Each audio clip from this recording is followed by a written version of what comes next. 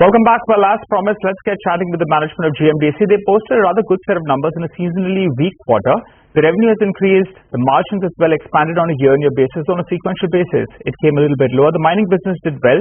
The little bit of a problem or a hiccup was in the power segment.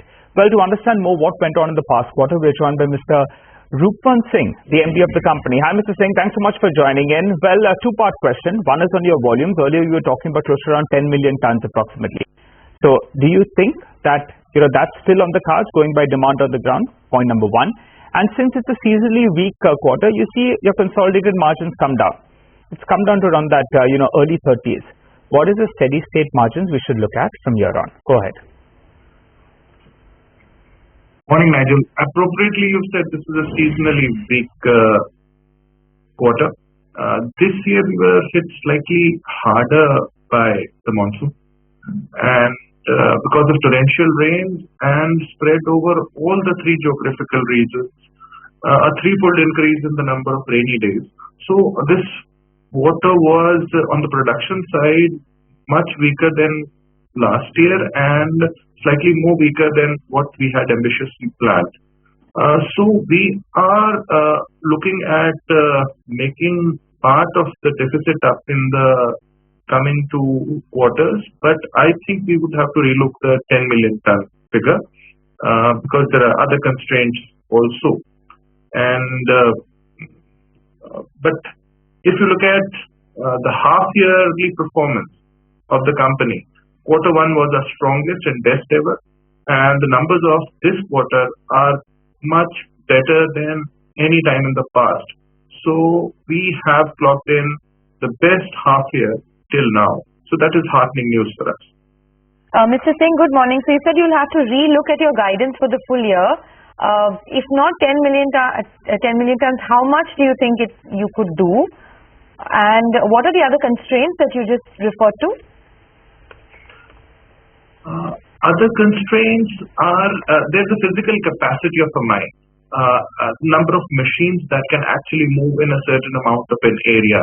There are constraints of various permissions, mining-related permissions and environmental-related permissions. So the production in a certain month or in certain weeks cannot go above a certain level without breaching safety and other norms.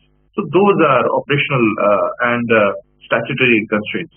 And yes, we would be doing much better than what we did last year, but there would be a correction from this 10 million tons. How much could it be? Sonia, we'll discover at the end of the third quarter. Will it be 9.5 million tons? I mean, give us a brief number, Mr. Singh. You've been on the front foot normally, and the street likes that as well. You said you'll do 8 million tons last year. You have achieved most of those guidances. Now, so we said we'll do 8. We did 8.5. Yes. We set out an ambitious target, but this rains have hit us well. So we will be well above 9. So that is our goal. Between 9 and 10, basically. Then. All right, Mr. Singh, good morning. The big trigger, obviously, is the entire rare earth project. Could you tell us where is that project at this point in time? What are the latest developments? So, Prashant, we had kick-started a strategic study. One of the biggest names in consulting was enrolled.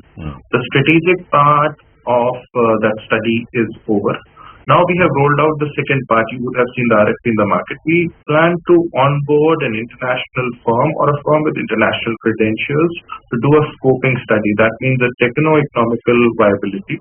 So we have moved to stage 2. Yes, and work on the findings of the first stage would now be commenced.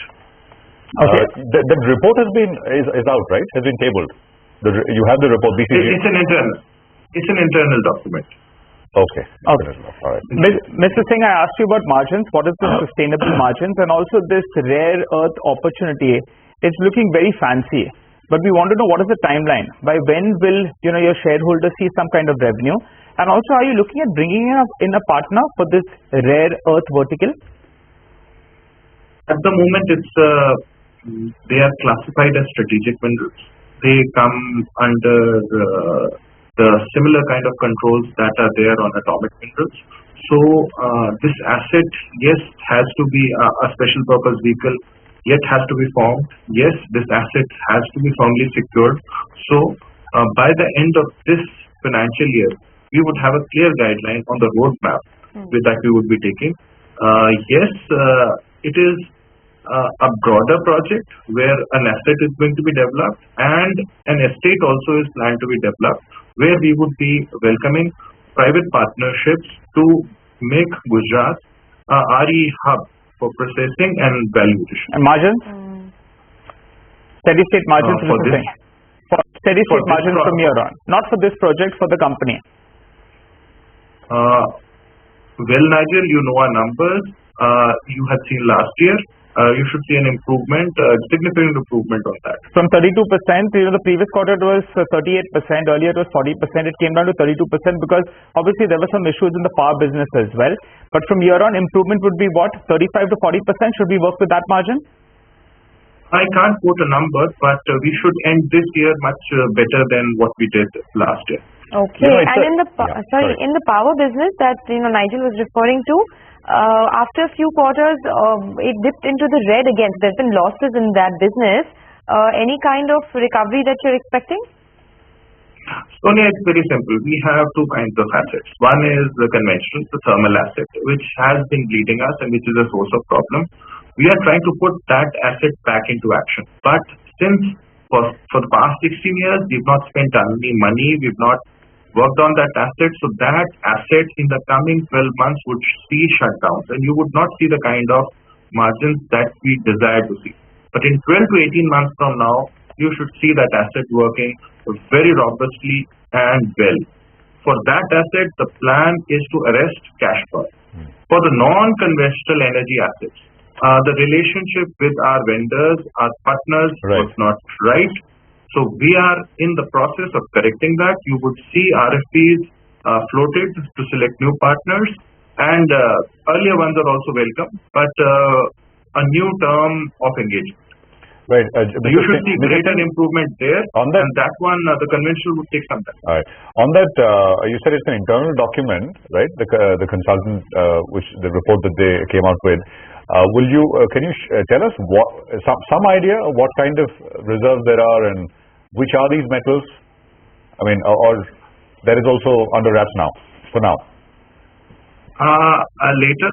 Later probably. Okay. Later probably. But these are critical minerals which would, the value would be brought from the, value would be derived from those minerals which would go into permanent magnets which fuel the growth of non-conventional energy and electric vehicles. All right, so we leave it at that, sir. Thanks a lot for fielding all of our questions and joining us and giving us an update on the business as well. That's GMDC. But moving on, Tata